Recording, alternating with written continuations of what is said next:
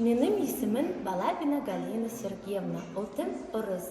Нөмірі 12-ші мектепте музыка пәні мұғалімі болып жұмыс жасаймын. Қазақтың терме, толғау, күй және қазақтың ұлттық әндері арқылы нағыз патриоттарды тәрбиелеудемін.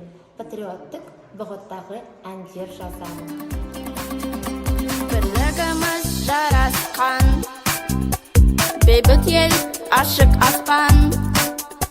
Бар ұлтқа пана, ақ жүрек ана, менің отаным Қазақстан.